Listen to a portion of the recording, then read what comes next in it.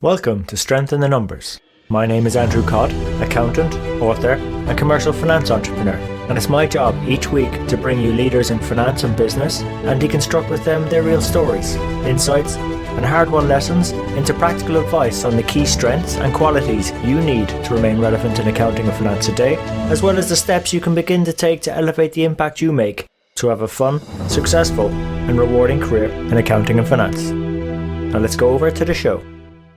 Hi everyone, and welcome to another episode of Strength in the Numbers. Our guest mentor today is Michelle Gasson, who shares an absolutely fascinating journey in terms of how she progressed in her finance and accounting career.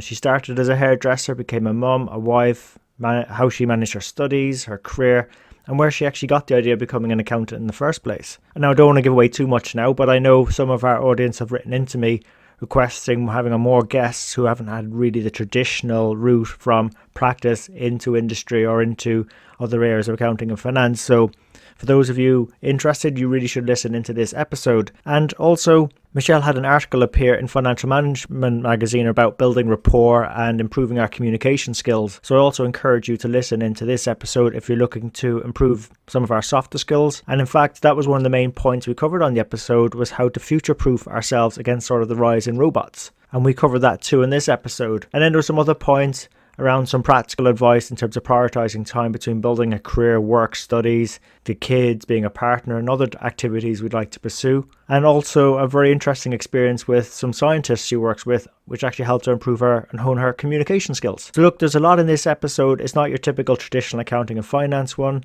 So I encourage you to listen in. And if you'd like to follow up on the resources mentioned in the show, please check us out at sitnshow.com/podcast/052. So without further ado, over to Michelle and the show.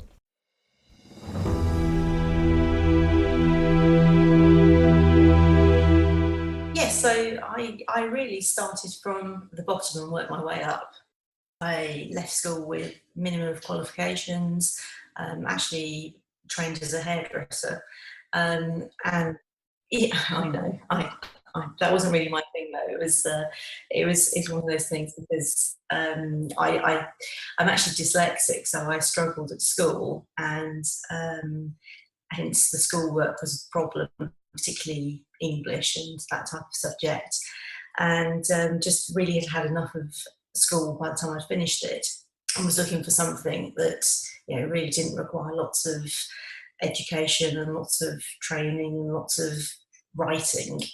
And hence, going off and training to be a hairdresser.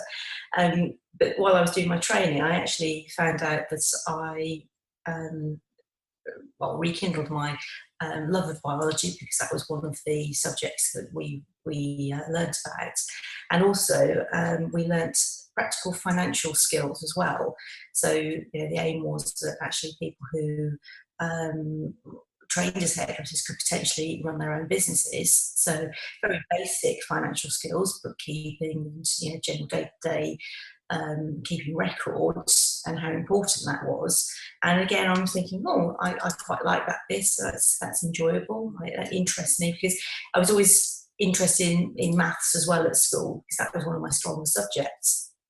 So I did that for a few years after qualifying there, and then came a point where my husband needed some help with his business, and I basically took over managing his office, which included dealing with all the customers and also dealing with all his bookkeeping.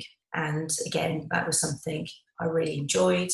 Our accountant at the time used to love receiving all the documents from me, because they were so nicely presented and everything was in order, and all the records were fantastic. And he used to sort of come back and say, "Oh well, it hasn't been too expensive this time, because so well done in the first place." But moving on from there, we actually sold our business, and I was in a bit of limbo, thinking, what do I do now? And started looking for work, because I have 3 kids, and they were very young at the time, but I'm not really a stay-at-home mum, housewifey sort of person. So I was thinking, well, what do I do when the youngest one went to school? And started looking around for jobs and things that appealed to me, and settled on finance-related work. So was also looking for somebody who would take me with no formal qualifications, and I got a job working as an accounts assistant, which was basically inputting sales invoices. Hmm. And that was my start on this journey to where I am now. And I've actually I've put a lot of thought into how I developed my career, because I found things I enjoy. So in that first role, I ended up working with the management accountant there, who had me preparing some reports, so the aged debtors reports, and would also do some of the credit control. And that sort of led me on to thinking, well, what do I do next? And Hmm. had actually discussed with that company about some accountancy training, some finance training, which they weren't in a position to fund at the time. And a little bit of time went on, and I looked around to see what was available. And our local hospital actually was advertising an assistant management accountant position with a study package. Oh, wow. So I applied for it and got it. And the rest, we can say, is history, I suppose. Yeah, so yes, I worked for the local hospital as an assistant management accountant, and started my SEMA studies at that point as well, which was hard work because I had a full-time job, 3 children. My husband was working away a lot, but actually very rewarding, because I learnt an awful lot from my manager at the time. So he actually was just qualified by experience. So he'd never done any formal qualifications, but was a very good person to work with, because he taught me so much, encouraged me to actually get the professional qualification, because, even though he hadn't got it and he was getting close to retirement age, he Hmm. knew that actually to really go somewhere in this business, you have to have the qualifications. Definitely. You just are treated with a different level of professionalism. So you're regarded as somebody who knows how to do the job, rather than just somebody who's been doing it for a long time, and you get a little bit more respect that way. So I worked there for 5 years or so, and basically I was doing my studies part-time. And it did take me a long time to actually complete all my exams. But then I've taken some considered career steps. So I've looked for, when I've come to the point where actually I feel the role that I'm doing, I've mastered it, can do it. And if there's nothing else available for me within that company, that's the time then to start looking for something else that gives me more challenges. Hmm. So I then moved on to work at MenCap, and it was actually there that I qualified. So I did my finals and qualified, and that, I will say, was a very, very rewarding moment in my life. Just to be able to say that I am Oh, yes. a qualified accountant now. Um, and again, that was a very different environment to the hospital. It was very challenging, and they were very reliant on local authority funding. And at the time I joined, the Conservatives and Liberal Democrats had their coalition just started, and at that point it was a case of, right, all these budgets are going to be cut, all the funding's being cut, and we basically had to do more, or the same with less. Hmm. And it was challenging. And again, there it was about actually communicating very well to people how things were going with the budgets. There were huge challenges there, and one of the things that I took on was more detailed reporting. So being able to provide really key information to management, and developed a management information tracker where we were bringing in together. So it was balanced scorecard reporting, so bringing in reports from Wow. all over the business, to be able to issue that information across the business as was required, which was fun and challenging at the same time. It presented me with a few sleepless nights at how this was going, but it was very, very good and very challenging. And I also improved my IT skills no end. You just sound like you've taken on a lot on that journey, and like where to start, because I do want to pick into some of those, because I know a lot of our audience go through this, this is what they email me about. One of the things that they do email me about is actually prioritizing time, because some of them are just qualified or qualifying. But based on sort of your journey, Michelle, there was one piece that stood out was when you said you had a husband who traveled a lot. There was a business in the background. You had three young growing kids. You training for exams. How did you get time to work, or had time to do anything at all? It was about recognizing what was most important, and the things I identified as being most important were my job, my children, and my studies. So somehow I had to fit all those three things in. I know I've ignored the husband there, but that was also important too. But it was about making sure that I prioritised what I was going to do. So many of my evenings were actually taken up with doing my studies. Mhm. So instead of sitting and watching the TV, I would study. So the full-time job I could do, well, there wasn't much I could do about that because that was Yeah. what I was required to do. Weekends were taken up with spending time with the family because that too was important. So there was a bit of time for coming home from work, spending time with the children, putting the children to bed, and then after the children had gone to bed, that was time to sit down and to put my head in the book. And yes, Yeah. it was hard work. Yes, it was very tiring, but you don't succeed in getting the exam, passing the exams and getting the qualifications if you don't put that extra effort in. And I know there were some people that I was studying with at the time who were complaining about, the amount of work they had to put in for the exams, and these people didn't have children. And I was thinking, well, I'm managing it, and I've got a family as well. So Yeah. what are you complaining about? So it's about stopping some of the things that you do for fun sometimes, because you can always do those afterwards. So with the exams, when you've got a deadline to meet for an exam, yes, you work very hard leading up to that, and everything else apart from the things you can't stop doing has to stop. But once you've done your exams, actually then you've got time, free time, you can do the things that you really enjoy doing. And that's just how I worked it. I will say that once the final exam was over, that was such a relief of never having to go and do an exam again.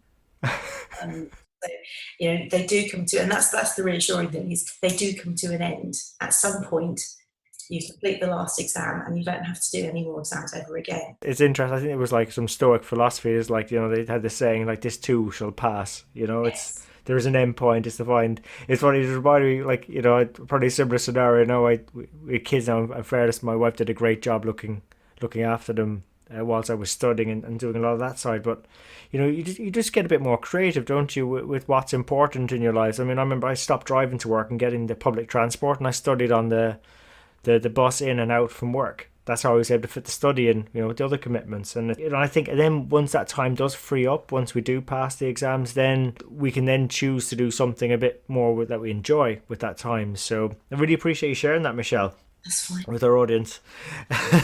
So maybe that was more about the past. I suppose in terms of now, what's really exciting you about your work at the moment? Right. So I started this job in January, the end of January, and it's a very different company to ones that I've worked with before. So it's a very young company, and they're really looking to grow and expand as much as they can. And this is quite an exciting time to be joining them. So it's the first time they've employed a finance professional in the company. Wow. Yes, so they're quite reliant on me for a lot of information. So it's putting my skills to the test as well, which is actually really, really good, because I think one of the things that's really important to anybody in this profession is to carry on learning. And we're Yes. encouraged to do CPD all the time. Well, one of the ways I'm managing to do that at the moment is because I'm working where I have to use a lot of my knowledge, and sometimes I just need to have a refresher. So the amount of information I'm reading now is really good. So if somebody asks me a question, I go and research it and I come back with an answer that I know is absolutely 100% fact, as opposed to saying, well, I think it's such and such. So, that's one of the really good things. So it's good for me to work in this environment, but I'm also, with a company that is really working hard to make its presence known. That's great. I mean, what a challenge to have. I mean, look, what's been sort of the biggest impact you feel you've been able to bring to this company that's never really had any finance support before? So a couple of things that I've done immediately. So I've been here, this is just getting towards the end of my third month. I've been able to prepare cash flow forecasts for them, so they can now have some visibility about what their cash flow looks like, as opposed to just a sort of finger in the air job.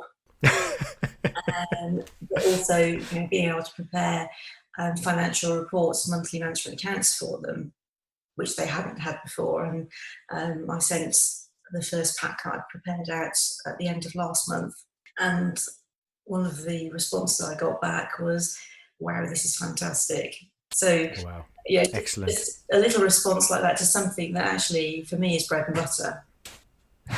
And it's very simple, and it doesn't require, well, it requires work, but it's something I've been doing for such a long time that actually,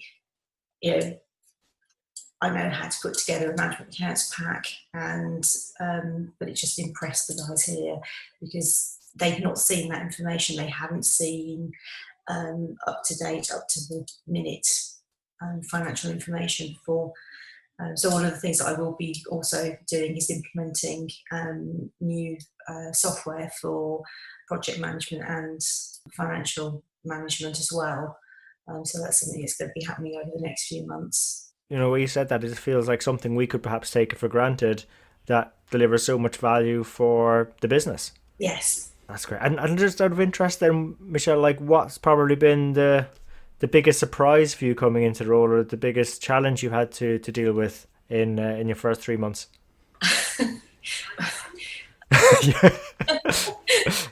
Really, that they'd had nothing before, and that I think was Nothing at all.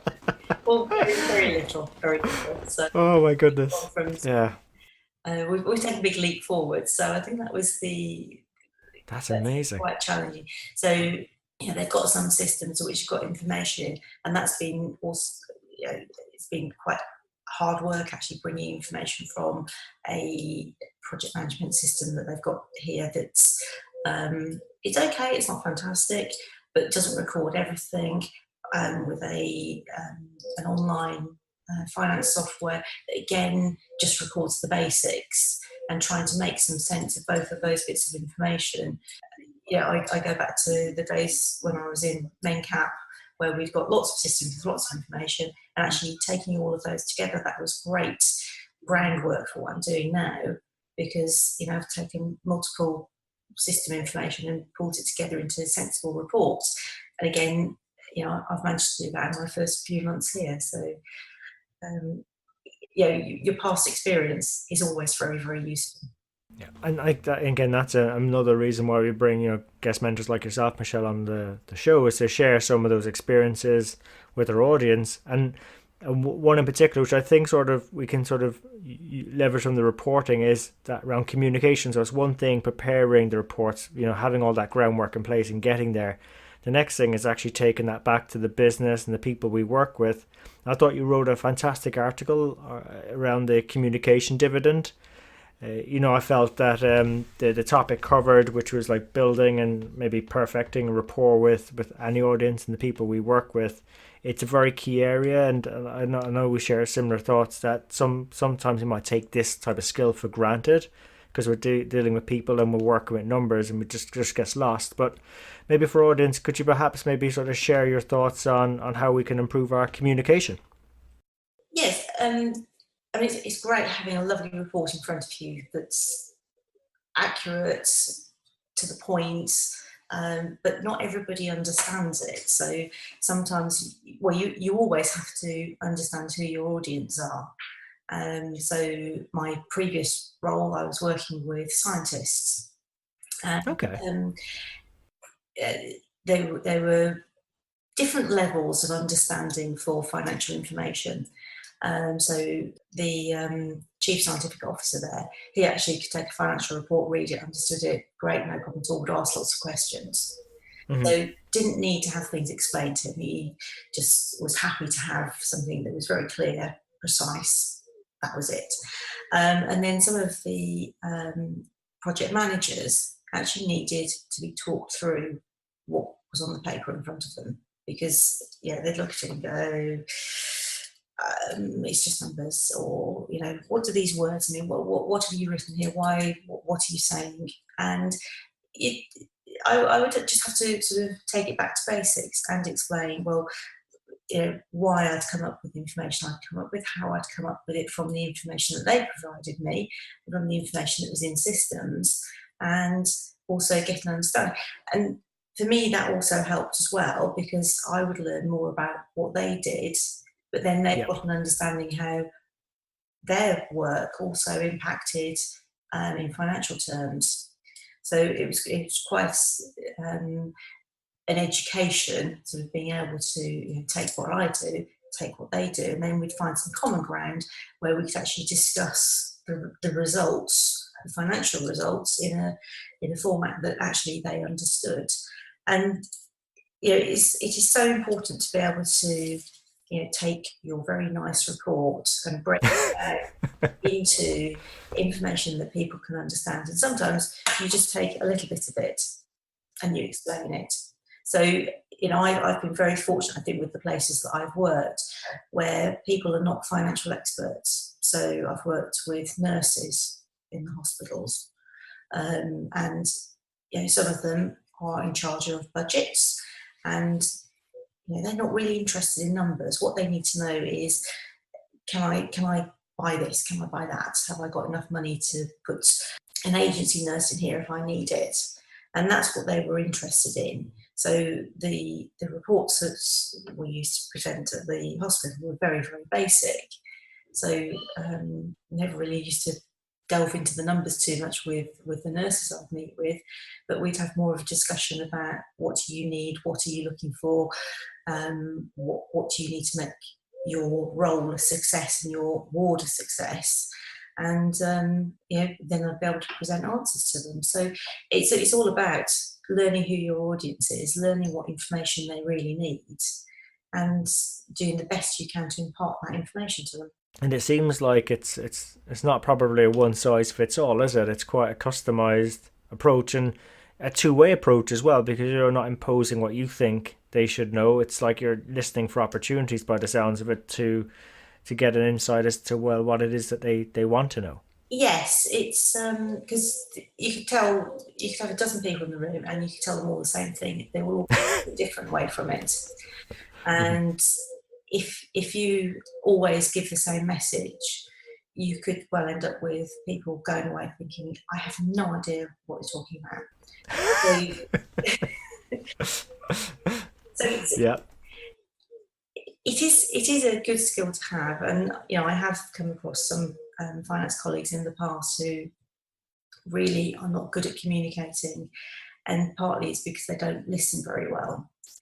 So listening is a key skill to being able to communicate effectively. So if you're not listening and hearing what people are saying to you, you're not going to be able to reply to them and respond in a way that they will understand. Couldn't agree anymore. I think that's why, as the old saying goes, we have two ears and one mouth. That should be a good indicator, right? So Michelle, look, really appreciate you sharing those thoughts. Look, I'd like to maybe come at you with some rapid fire questions. We tend to ask all our guest mentors, what's the best bit of advice, personal or work orientated, that you've ever received. So what's the best bit of advice you've ever received? It's about planning and to break things down into bite-sized pieces so you can actually achieve things. When you have a challenge, to break it down so that you can actually set yourself achievable goals. There's again I think there's another old saying, it's like, there's that big wall, but then breaking it down into smaller stairs. Well, actually, the one that was used with me is, how do you eat an elephant?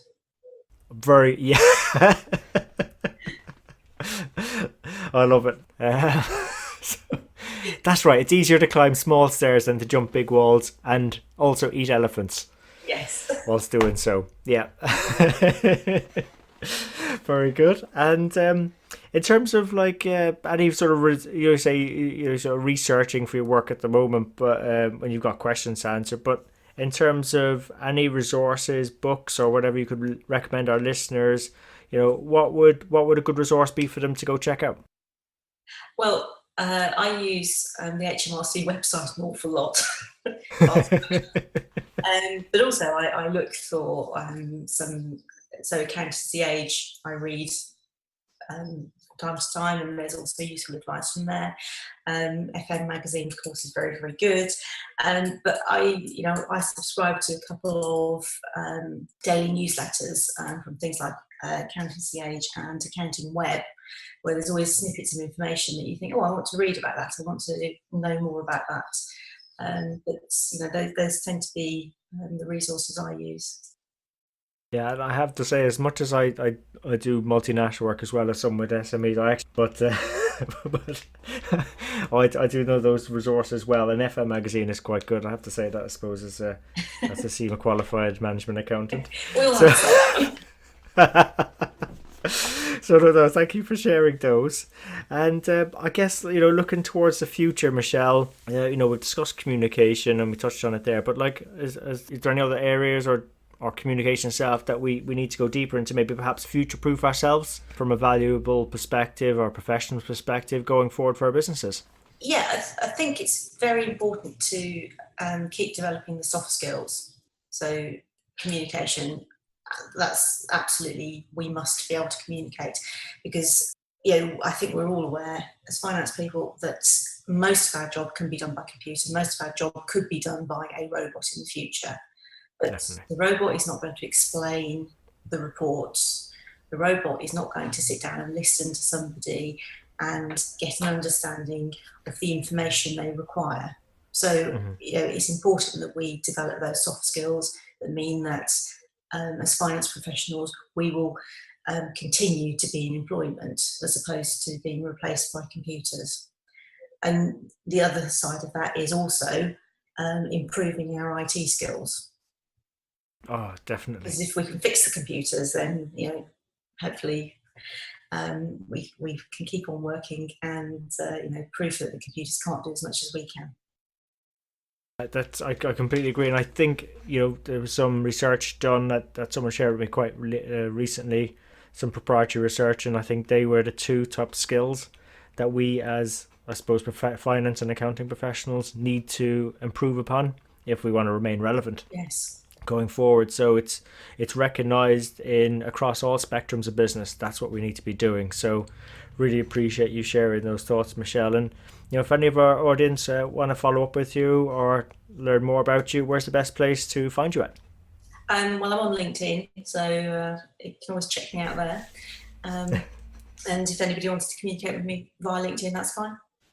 Brilliant. And Michelle, thank you so much for investing your time in our show and sharing some useful thoughts with our audience around communication, but also that fantastic story from hairdresser to management accountant. And that's an amazing story, and also the challenges you went through to get there. So thank you so much for being so open and sharing that all with us. No, you're welcome. So there you have it. Hope you enjoyed today's show. If you'd like to know more about our guests today, their bio, and follow up on the resources mentioned during the show, you can find all the relevant links and more at sitnshow.com. There you'll also be able to get access to earlier shows, read the latest blogs. There's also an opportunity to subscribe to our newsletter, which will give you heads up as to when the next show is coming out, latest events, news, and anything that's going to be relevant to help you have a fun, rewarding and successful career in finance and accounting. And just before you go, we really appreciate your feedback. If there's something we can do better on the show, something that's not working, or something you'd like to see, even a guest you'd like for us to invite onto the show, someone who you think might be able to benefit you more and also the rest of our community, please let me know. You can email me. I'm at andrew@sitnshow.com, or feel free to connect with me on LinkedIn. Just drop me a message so I know how you found me and we can connect. And really, it's our community that'll make the show. If we keep engaging and driving each other on, we'll keep on building our strength in the numbers. When all is said and done, If we can do the numbers better and finance better, we'll create more opportunities for ourselves, our friends, our families, our communities and our businesses. So until next time, have a good rest of the week, take care, and let's keep building our strength in the numbers.